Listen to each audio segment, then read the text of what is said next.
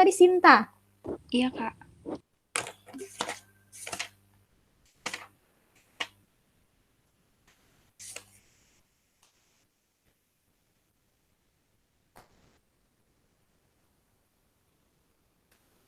Oke, mulai nomor 73.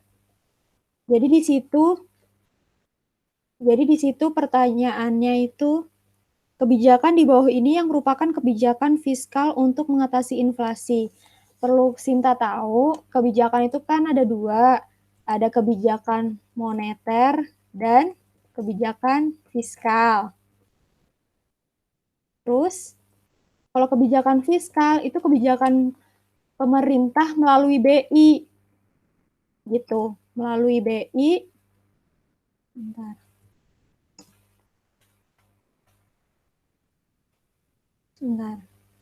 Jadi kebijakan itu ada dua, kebijakan moneter sama kebijakan fiskal. Bedanya kalau kebijakan moneter itu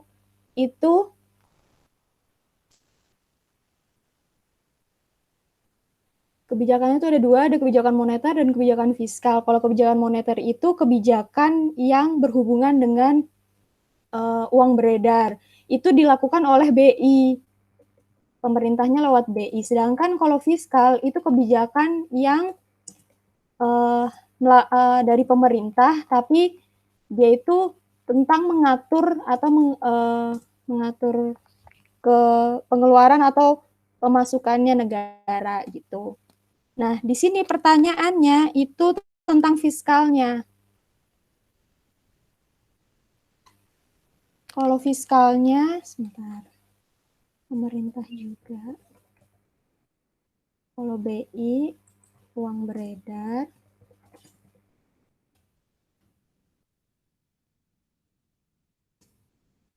Ini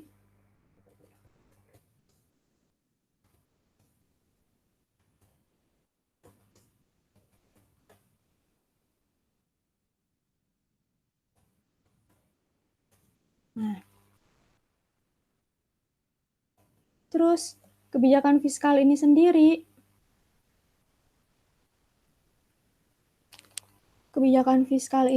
dibagi menjadi dua. Jadi kebijakan fiskal itu ada kebijakan fiskal ekspansif dan kebijakan fiskal kontraktif. Itu. Maaf ya kalau tipe. Kalau kebijakan ekspansif itu digunakan saat deflasi, sedangkan kontraktif itu digunakan saat perekonomian itu mengalami inflasi. Itu. Nah, kalau kebijakan fiskal ekspansif itu ngapain? Yaitu dengan menaikkan belanja negara dan menurunkan pajak. Sedangkan inflasi kebalikannya berarti, yaitu menurunkan belanja negara dan menaikkan pajak. Tuh. Banyak yang tipu nih, jadi gitulah ya. Itu adalah kebijakan fiskal. Jadi kebijakan fiskal ekspansif itu digunakan saat deflasi, kebijakan fiskal kontraktif digunakan saat inflasi. Apa aja kebijakannya? Kalau ekspansif itu menaikkan belanja negara dan menurunkan pajak, sedangkan saat kontraktif yaitu menurunkan belanja dan menaikkan pajak. Nah, di sini pertanyaannya, kebijakan yang di bawah ini yang merupakan kebijakan fiskal untuk mengatasi inflasi adalah yang pertama kita bahas yang A, kenaikan suku bunga. Nah, suku bunga itu berkaitan dengan kebijakan moneter, berarti salah ya. Terus yang B, perubahan cadangan giro minimum, itu juga berhubungan dengan kebijakan moneter, karena berhubungan dengan BI. Kemudian ada pemberian kelonggaran pajak bagi perusahaan startup. Nah, ini masih kebijakan fiskal. Kita simpan dulu. memberikan stimulus berupa gaji ke 13 bagi ASN. Ini juga masih masuk fiskal. Yang E, kenaikan cukai rokok juga masih masuk fiskal. Nah, sekarang yang kita lihat yaitu saat inflasi antara C dan D dan E. Nah, kalau pemberian kelonggaran pajak berarti kan itu digunakan saat kebijakan fiskal ekspansif atau keadaan di mana saat deflasi. Berarti bukan ya. Untuk yang D, itu memberikan stimulus berupa gaji. Berarti kan belanja pegawai. Ya kan? Kalau belanja pegawai berarti kan itu menaikkan belanja pegawai dan itu masuknya masih kebijakan fiskal ekspansif saat deflasi. Berarti yang kenaikan cukai rokok itu kan sama aja kayak pajak ya. Pajak. Berarti untuk menaikkan pajak itu masuknya ke kebijakan fiskal yang kontraktif digunakan saat inflasi. Berarti jawabannya yang E gitu. Paham, Sinta? Paham, Kak. Oke. Boleh dicatat dulu sebentar.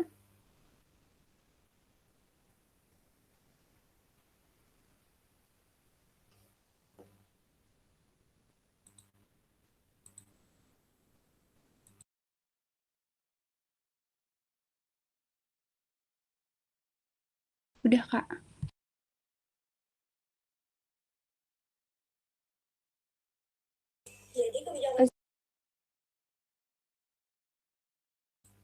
Oke, lanjut ke nomor 74.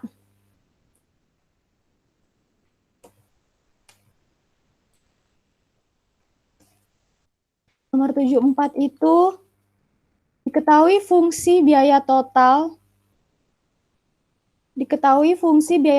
TC adalah TC sama dengan 100 ditambah 2Q kuadrat ditambah 10Q. Apabila perusahaan memproduksi barang sebanyak 5 unit, maka pernyataan di bawah ini yang salah adalah, jadi kita tentukan dulu rumusnya. Di sini kan diketahui TC-nya yaitu 100 ditambah 2Q kuadrat. Itu anggap aja kuadrat ya. Terus ditambah 10Q. Nah, Q-nya diketahui yaitu 5. Oke, langkah pertama yaitu kita lihat TC dulu. TC itu rumusnya yaitu FC ditambah VC. Nah, TC itu kan total cost. VC itu fixed cost. Ya kan? Variabel VC itu variable cost. Kalau fixed cost itu adalah biaya tetap yang dikeluarkan walaupun perusahaan itu tidak beroperasi. Jadi contoh kayak gaji, sewa, dan lain-lain. Tapi kalau VC itu variable cost, yaitu biaya yang berubah seiring dengan penambahan atau pengurangan output. Jadi kalau outputnya atau barangnya itu ditambah atau dikurangi, nah variabel C ini mengikuti kayak gitu. Jadi berubah-berubah. Nah, terus sekarang karena di sini TC-nya udah diketahui, berarti kita cari FC-nya. FC-nya itu bisa dilihat langsung dari atas. 100 itu adalah FC-nya. Sedangkan VC-nya itu, kan karena FC ditambah VC ya, FC-nya 100, ditambah VC-nya itu 2Q kuadrat, ditambah 10Q. Gitu. Itu VC-nya.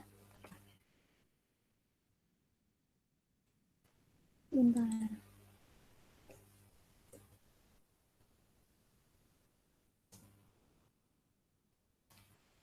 Nah, udah diketahui FC sama VC-nya, sekarang Q-nya itu kan 5. Berarti VC-nya itu menjadi sama dengan 2 Q pangkat 2 berarti 2 Q-nya kan 5. Berarti 5 pangkat 2 terus ditambah 10 kali 5. Gitu. Sama dengan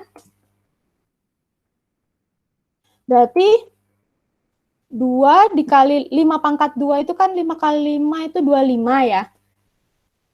Jadi di situ VC-nya 2 kali 5 pangkat 2 ditambah 10 kali 5.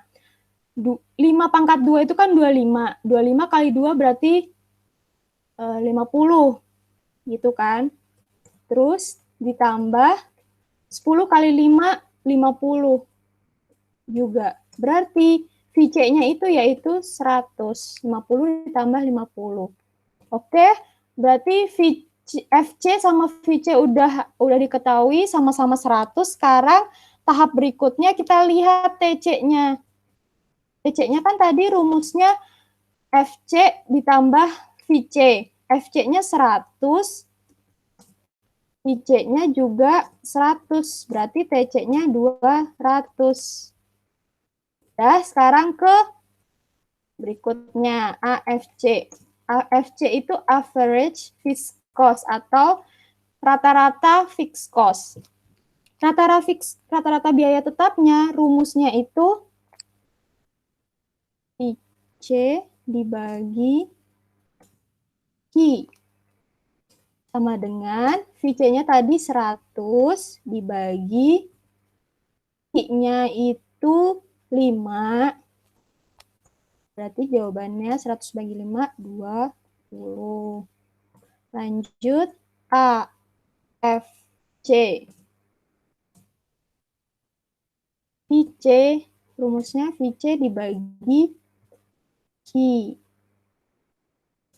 Berarti sama dengan 100 juga dibagi 5. 20 juga. Sekarang AC. AC ini rumusnya dari TC dibagi I. Sama dengan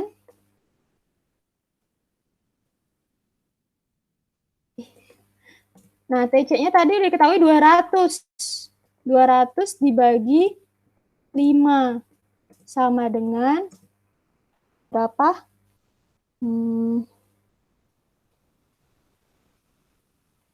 200 bagi 5, 40. Ya, gitu. Nah, dari ini semua, berarti jawabannya yang mana? Tinta. Kan di situ, maka pernyataan di bawah ini yang salah adalah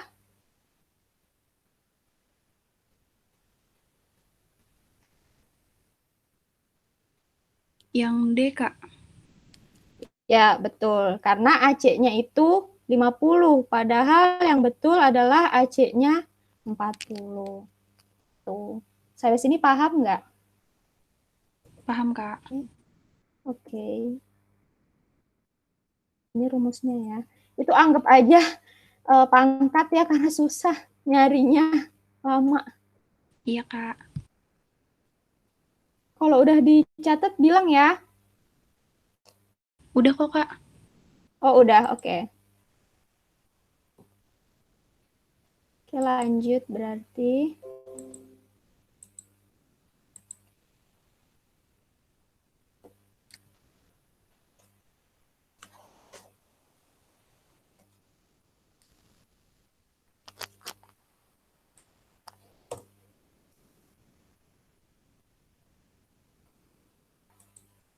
Nomor 75.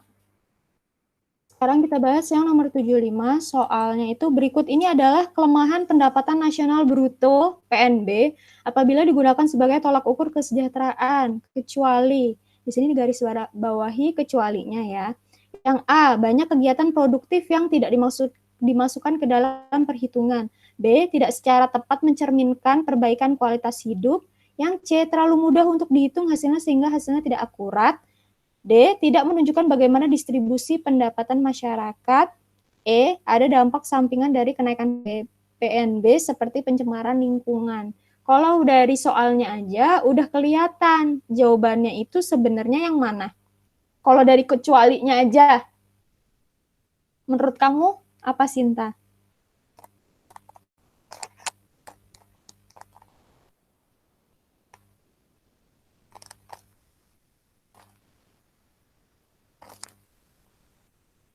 Apa, Sinta, menurut kamu? Benar, Kak.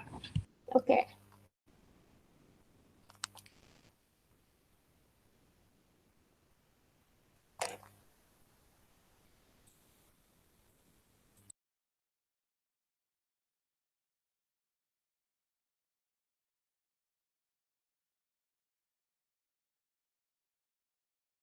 Yang A bukan sih, Kak?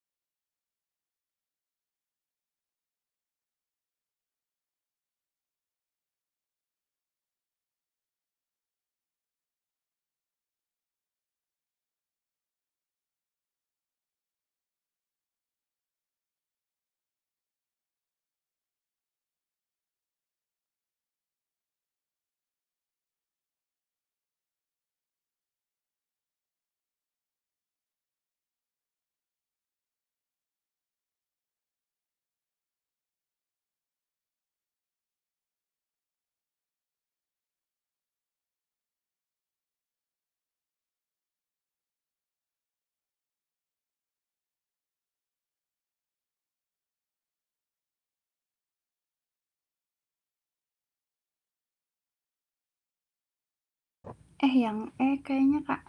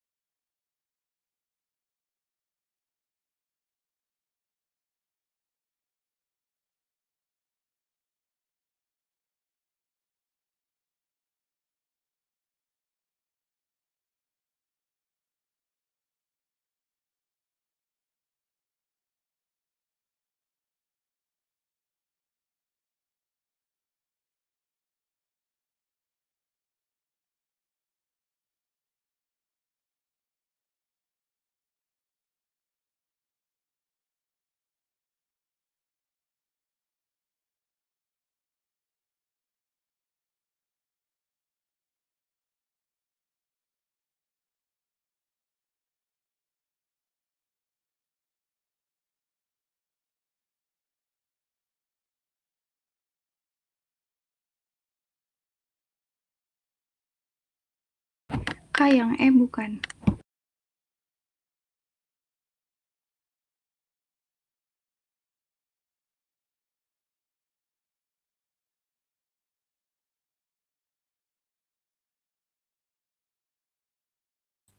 Ya ampun, ke-mute ya. Ih, tadi Kakak udah jelasin ke-mute ternyata. Maaf. Iya. Yang makanya kok kamu nggak jawab-jawab, ternyata ke-mute. Oke, yang nomor 75 itu kamu tadi jawabannya kan ada E ya. Nah, itu menurut Kakak juga ada betulnya karena kan PNB itu nggak ada hubungan sama pencemaran lingkungan, cuman nanti mungkin ke depan atau apa ya jangka panjangnya mungkin ada, tapi Kakak juga nggak tahu. Cuman kalau dari apa namanya pembahasan tentor SG, jawabannya itu yang paling betul di antara semuanya itu yang C gitu. Gitu ya jawabannya ya. Oke, Kak. Untuk yang 76 udah Kakak bahas ya. Jadi itu 76 itu kan pembahasannya tentang tujuan devaluasi yang dilakukan pemerintah tidak akan memperbaiki posisi neraca pembayaran. Apabila Nah, di sini kan devaluasi tujuan utamanya itu pengurangan nilai mata uang.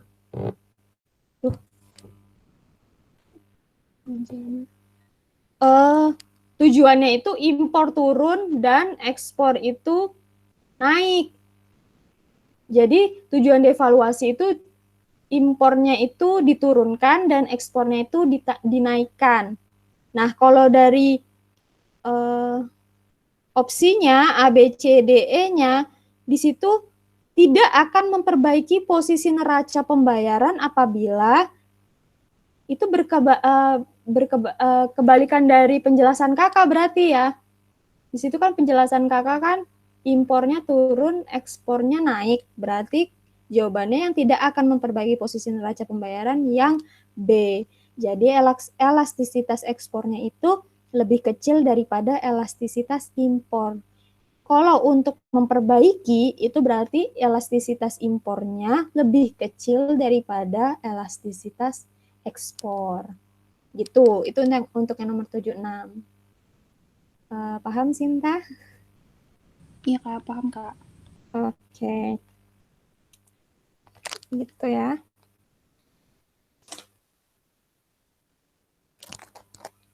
Udah, lanjut ke nomor 77.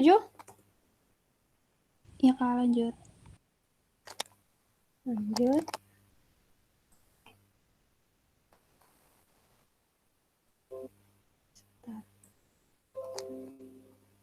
Oke, Sinta, kita bahas yang nomor 77. Di situ yang dimaksud dengan marginal propensity to consume.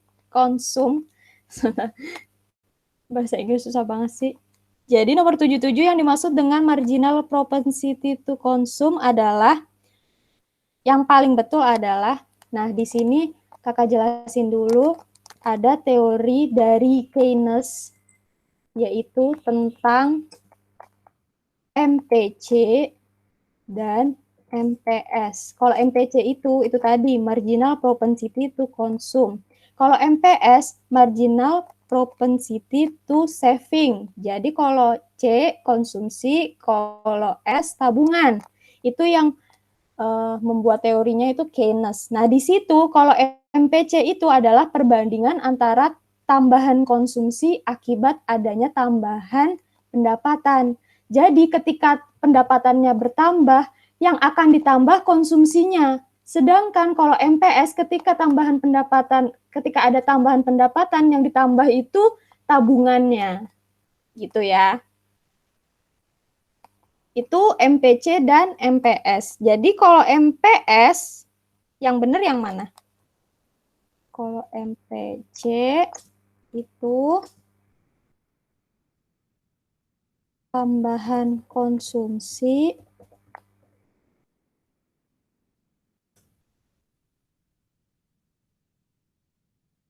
akibat adanya tambahan pendapatan.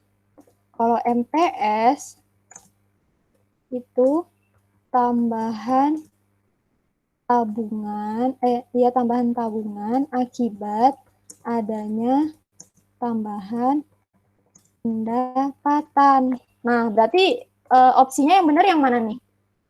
Yang D, Kak. Yang D, ya. Berarti yang D Iya. ya.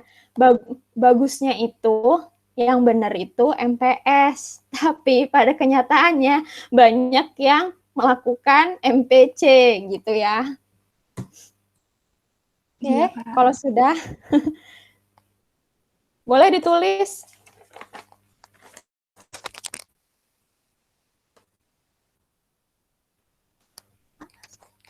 Sebentar.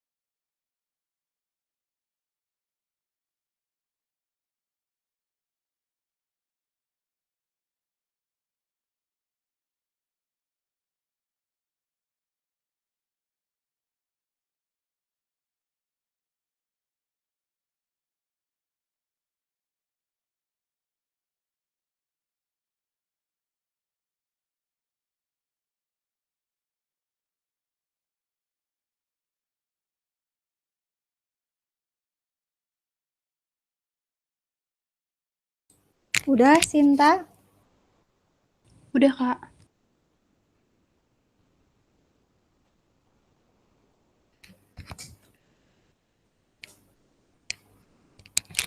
Kakak ulangi dulu ya. Jadi yang nomor 77 itu ada MPC sama MPS kan. Kalau MPC itu yang ditambah itu konsumsinya. Ketika ada tambahan pendapatan yang ditambah konsumsinya. Nah, kalau MPS itu ketika ada tambahan pendapatan yang ditambah itu tabungannya ya. Jadi itu Keynes ngasih dua teori. Terus kita lanjut ke nomor 78. 78 itu membahas tentang isokuan. Isokuan itu kurva apa sih? Gitu. Nah, di ekonomi ada perilaku produsen sama perilaku konsumen. Nah, kalau di isokuan itu perilaku, bentar kakak tulis, 78.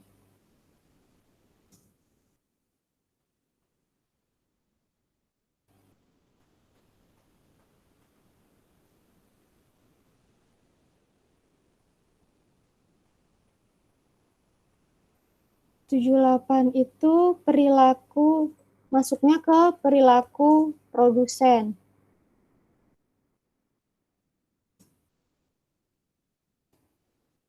Perilaku produsen itu yang pertama ada kurva isokuan, ada kurva isokos. Nah, kalau isokuan itu kuannya itu jumlah. Kuan itu jumlah, kalau kos itu kosnya itu biaya. Ya, itu perbandingannya. Nanti kalau misalkan ada pertanyaan yang bertolak belakang, kamu tahu. Kalau isokuan itu kurva yang menggambarkan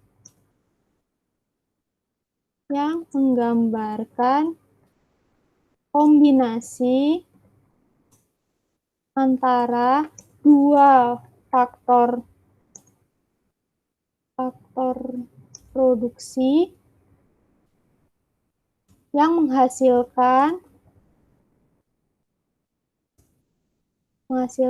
output atau jumlah yang sama. Ya. Nah, kalau isokos itu sama kurva yang menggambarkan kombinasi antara dua faktor produksi yang menghasilkan, bukan yang menghasilkan, dengan biaya yang sama. Nah, dua faktor produksi itu apa? Kan ada faktor produksi itu kan ada 4 ya, Sinta. Ada SDA berupa tanah, SDM berupa tenaga kerja, ada modal, dan ada skill atau kewirausahaan. Nah, tapi ini yang dipakai cuma 2 faktor produksi. Kalau 2 faktor produksi yang dipakai itu hanya modal dan tenaga kerja gitu. Jadi nanti kalau ada bahasa Inggrisnya modal itu kapital, tenaga kerja itu labor. Itu yang ada di kurva isokos dan isokwan. Gitu. Jadi jawabannya yang mana? Di opsi.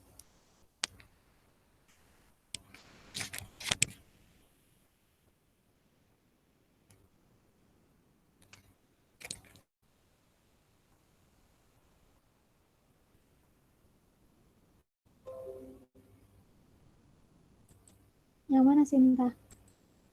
Belum? Masih bingung, Kak. Nah, di situ kan yang dibahas isokwan ya. Kuan itu kan jumlah produksi yang sama. Berarti kita lihat A, B, C masih betul. Yang D sama E jumlah biaya yang sama itu salah karena di situ isokos ya kan. Dari A, B, C kita lihat lagi di mana sumbu vertikal itu adalah harga dan sumbu horizontal adalah jumlah input salah karena di sini 2 faktor produksinya yaitu modal dan tenaga kerja. Berarti jawabannya yang paling betul yaitu yang C. Jumlah sumbu vertikal itu barang modal, sumbu horizontal adalah tenaga kerja. Kamu tahu kan kalau kurva itu kan 2 sisi ya. Ada yang atas, ada yang mendatar ke bawah gitu. Nah, yang mendatar ke atas itu apa? Yang ke bawah itu apa? Nah, di sini karena 2 faktor produksi, makanya kurvanya yang dipakai sumbu horizontalnya modal, sumbu vertikalnya modal, sumbu horizontalnya tenaga kerja. Jadi jawabannya yang C, gitu ya. Oh iya, makasih, Kak. Oke. Jawaban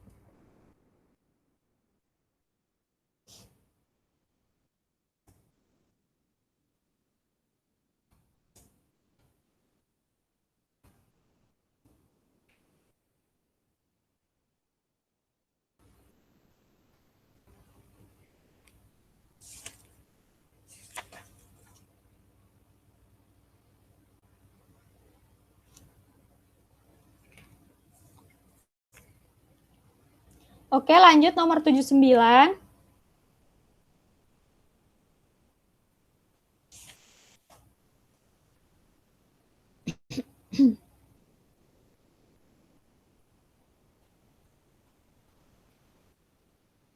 Nah, di sini nomor 79 itu kalau tadi kan perilaku produsen.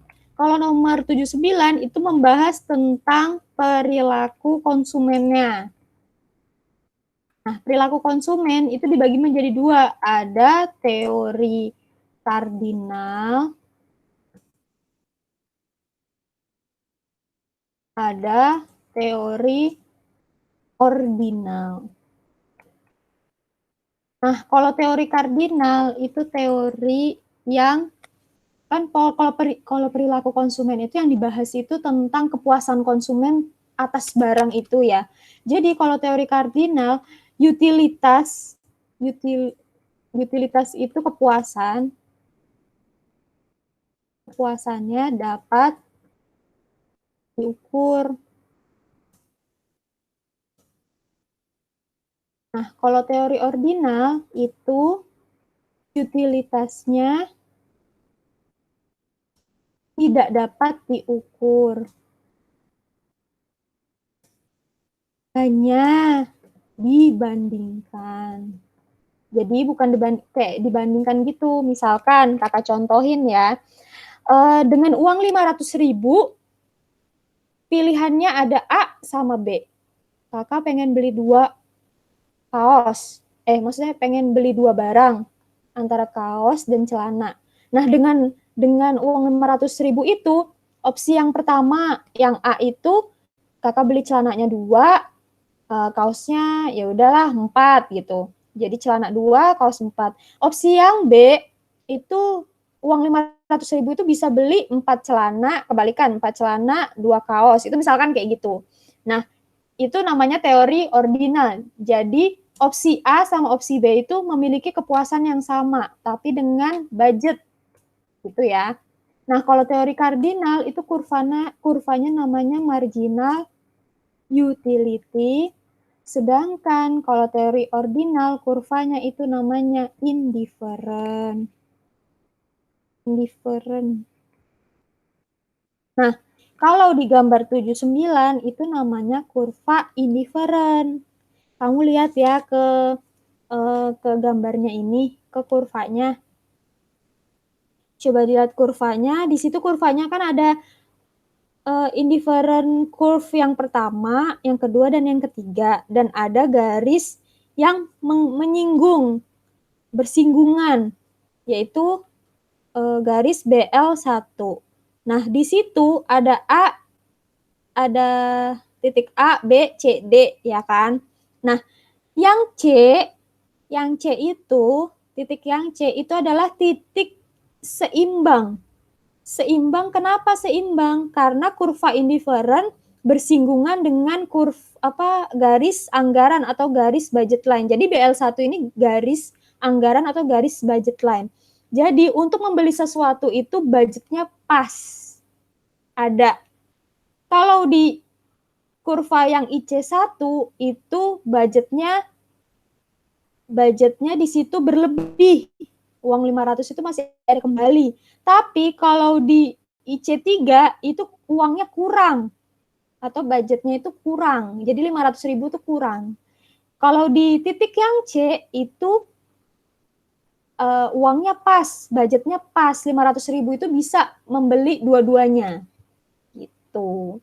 Jadi yang betul adalah yang A titik C mencerminkan keseimbangan konsumen pada teori ordinal. Jadi ada yang namanya garis anggaran. Jadi kepuasan konsumen itu atau keseimbangan konsumen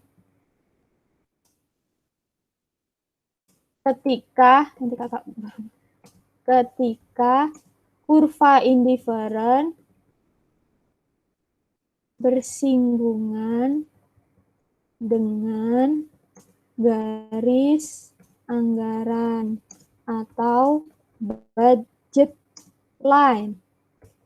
Jadi kalau yang IC1 itu berarti belum seimbang. Kalau IC3 juga berlebihan, belum seimbang. Jadi yang C yang paling seimbang. Gitu. Ya. Ada pertanyaan, Sinta? Enggak, Kak, paham, Kak. Oke.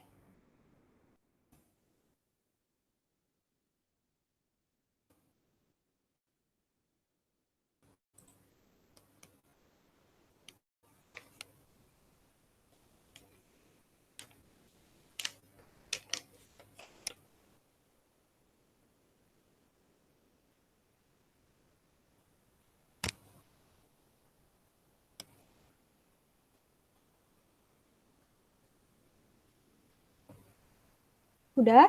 Kita bahas nomor 80. Udah, Kak.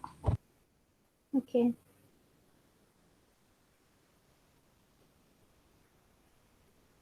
Nomor 80, dari pernyataan berikut manakah yang paling benar tentang perusahaan pada persaingan sempurna? Kalau pasar persaingan sempurna itu kan yang banyak penjual, banyak pembeli kan? Nah, di sini yang paling betul apa? Nah, kalau pada pasar persaingan sempurna itu labanya itu normal. Sedangkan kalau pasar persaingan tidak sempurna, contohnya pasar monopoli, itu labanya super normal. Gitu ya. Jadi, jawaban yang paling betul itu kita lihat, pokoknya yang bukan berhubungan dengan laba supernormal. C, salah. Oke, kita bahas dari A. Perusahaan hanya menikmati laba ekonomi dalam jangka panjang, tetapi tidak dalam jangka pendek. Ini salah, karena di dalam jangka panjang dan jangka pendek, yang betul itu yang paling betul itu yang B, karena di dalam jangka pendek, pasar persaingan sempurna itu mendapat laba ekonomi atau kerugian ekonomi ini, tapi laba ekonomi, umumnya laba ekonomi, namun dalam jangka panjang memperoleh laba normal. Gitu. Nah, kalau yang C ini bukan, karena ini pasar persaingan tidak sempurna. Kalau yang A ini tadi salah, karena harusnya, kalau laba ekonomi sama laba normal itu bedanya gini ya. Kalau laba ekonomi itu labanya ada, tapi nggak, sedikit. Contohnya kayak gitu, sedikit. Nah, kalau laba normal, itu labanya ya normal, berarti labanya ya 50% lah. Contoh kayak gitu, contoh. Nah, kalau laba supernormal itu di 100%, kayak gitu. Nah, kalau D, dalam jangka panjang perusahaan menderita kerugian ekonomi karena persaingan yang sangat ketat di antara penjual dan Nah, ini salah. Mana ada sih maksudnya pasar yang jangka panjang pun tetap rugi gitu kan. Nggak ada. Kalau ada mah ya pasti udah bangkrut gitu. Dalam jangka panjang, perusahaan hanya memperoleh laba ekonomi karena permintaan terhadap barang atau jasa stabil. Ini bisa juga, tapi kalau jangka panjang itu lebih umumnya ke laba normal. Jadi bukan laba ekonomi lagi, tapi udah laba normal. Masa sih kita di dalam beberapa tahun ke depan pasar persaingan sempurna itu mempunyai laba itu tetap laba ekonomi? Kan enggak. Pasti ke depan pasti lebih umumnya labanya normal. Jadi jawabannya yang B.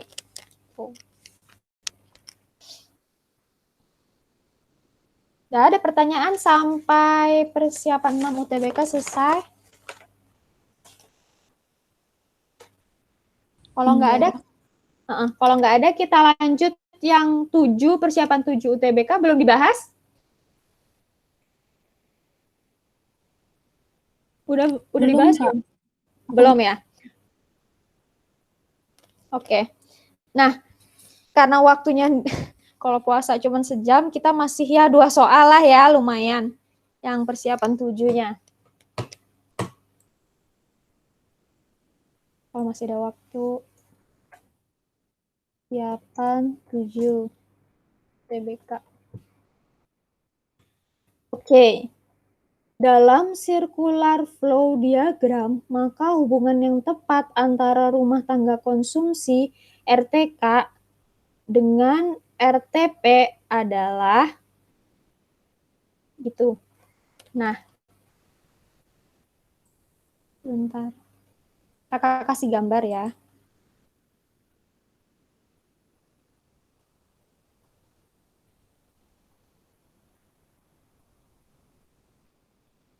Kasih gambar circular flow diagram.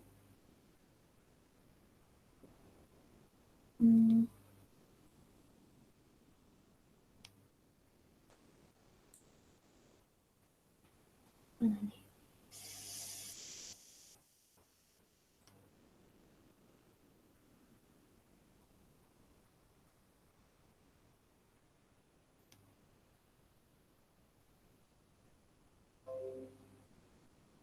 Nah, di situ bisa lihat di sini pelaku ekonomi itu yang melakukan kegiatan produksi, konsumsi, distribusi itu ada 4.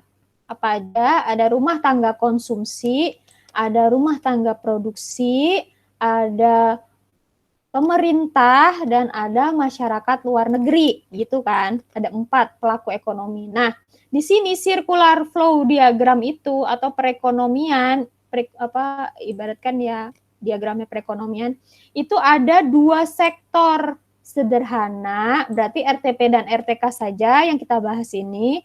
Ada 3 sektor dengan pemerintah, yaitu tertutup, dan ada 4 sektor dengan masyarakat luar negeri, yaitu terbuka. Jadi lebih ke berarti negara lain ya, dengan negara lain. Nah, yang kita bahas itu tentang circular flow diagram 2 sektor. Di sini gambarnya nih, di sini bisa lihat kan ya, ada kan gambarnya?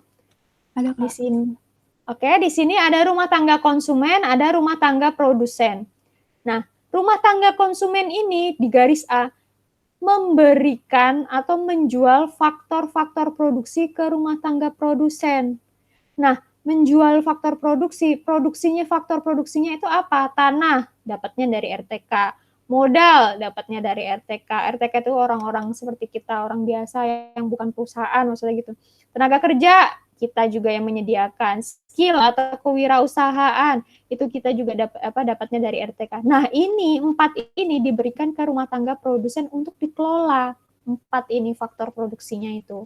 Nah, sebelum dikelola, kan udah dikasih faktor produksi ini. Nah, balasannya apa? Yaitu memberikan pendapatan sebagai balas jasa ke rumah tangga konsumsi. Nah, balas jasanya ini apa? Kalau tanah, berarti balas jasanya sewa, harus bayar sewa. Kalau dikasihnya modal, berarti balas jasanya apa? Berarti bunga. Kan dikasih modal, kamu bayar bunga ke kita gitu. Kalau dikasihnya tenaga kerja, berarti yang dibalas jasa yaitu gaji gitu. Kalau skill atau kewirausahaan ini kan ada di dalam tenaga kerja ini sendiri. Kalau skill ini balas jasanya apa? Yaitu berupa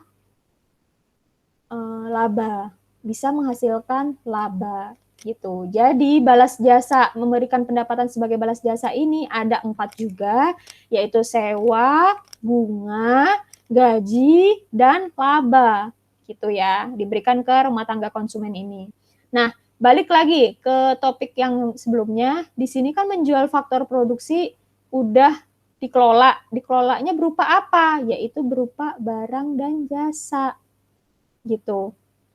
Barang dan jasa ini dijual ke RTK lagi, balik lagi ke kita. Nah, kita balasannya apa? Yaitu pengeluaran konsumen untuk membeli barang dan jasa itu. Jadi kita ngeluarin duit untuk membeli barang dan jasa itu. Nah, di sini A dan B ini yaitu pasar input. Pasar input itu pasar faktor produksi. Ada pasar tanah. Jadi pasar itu nggak hanya pasar barang sama jasa aja, enggak, ada pasar faktor produksi, pasar tanah, pasar modal, pasar tenaga kerja, pasar skill, tapi ini nggak kelihatan karena hanya diucapkan. Contoh ya tenaga kerja, kayak kita nyari kerja ke perusahaan, nah itu udah disebut pasar tenaga kerja atau besarnya pasar input atau pasar faktor produksi. Ini untuk A dan B. Nah, untuk C sama D, ini kan tentang barang dan jasa. Ini namanya pasar output atau yang sering kita lihat di pasar-pasar, yaitu tentang pasar barang dan jasa gitu. Jadi kalau yang ini pasar faktor produksi atau pasar input, yang ini pasar output atau pasar barang dan jasa. Berarti yang nomor 61 jawabannya apa? Menurut kamu, Sinta?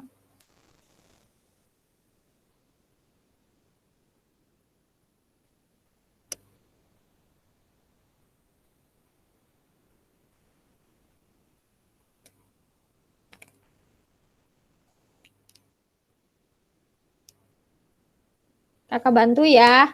Berarti kita lihat yang A, aliran faktor produksi dari RTP ke RTK itu salah karena yang memberikan faktor produksi itu dari RTK ke RTP.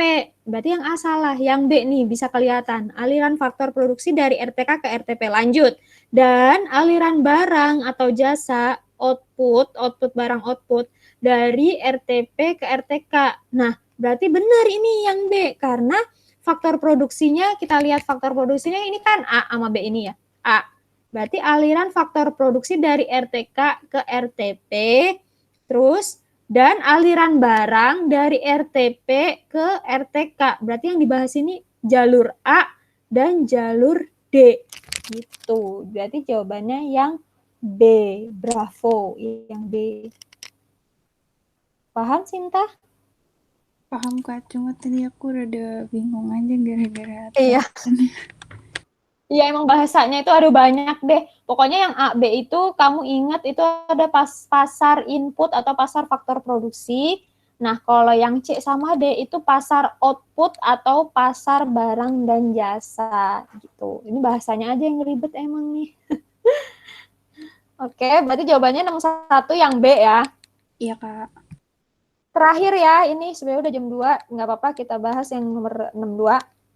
Nah, nomor 62 ini barang-barang yang tahan lama atau durable goods umumnya memiliki permintaan yang apa gitu. Nah, di sini yang nomor 62 kan ada elastis dan yang umum ya, elastis dan inelastis. Berikutnya banyak, ada 3 lagi. Nah, kalau elastis itu apa sih? Elastis itu peka terhadap harga, kenaikan harga. Jadi, harga elastis itu ketika harga naik, price-nya naik, permintaan atau demand-nya akan turun. Kenapa gitu? Coba, barang elastis itu kan dia peka terhadap harga. Jadi ketika harganya naik, harganya masih naik nih, udahlah belinya ntar-ntar aja gitu. Itu namanya elastis. Tapi kalau inelastis itu adalah tidak peka dia itu terhadap kenaikan harga. Jadi ketika harga naik, D-nya tetap akan naik. Ini atau P turun, D-nya ikut D-nya naik gitu. Ini kebalikan. Kalau ini P-nya turun, D-nya juga turun. Nah, ini contoh barangnya. Kalau elastis itu ketika harga naik, permintaannya turun, itu contohnya apa? Mobil, barang-barang mewah, atau yang lain, elektronik dan lain-lain. Nah, kalau di sini mobil mewah, mobil atau barang mewah,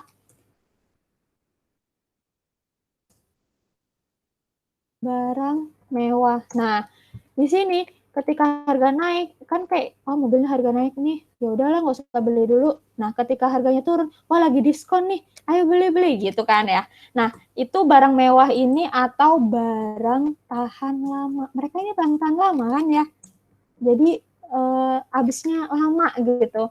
Jadi ya udahlah masih ada yang lama, jangan beli dulu kalau harganya naik gitu. Nah, kalau inelastis itu kebalikan, itu untuk barang pokok atau barang sehari-hari yang memang dibutuhkan. Jadi ketika harganya naik ya tetap dibeli. Ketika harga turun ya udah turun gitu. Nah, barang pokok ini atau untuk barang yang habis pakai. Barang habis pakai. Nah, dari penjelasan kakak ini berarti kelihatan ya, berarti jawabannya yang C, yang elastis gitu. Paham, Sinta? Kan di situ barang-barang yang tahan lama ya. Berarti jawabannya yang elastis, gitu ya. Iya Kak. Oke, Sinta ada pertanyaan lagi? Enggak Kak, cukup Kak. Oke, ya udah. Oke ya, sampai situ aja. Nanti kita ketemu lagi kalau dikasih kesempatan ketemu lagi. Oke, kalau gitu kakak pamit dulu ya, Sinta ya. Iya Kak, makasih ya Ya, Kak. makasih ya. Assalamualaikum. Waalaikumsalam.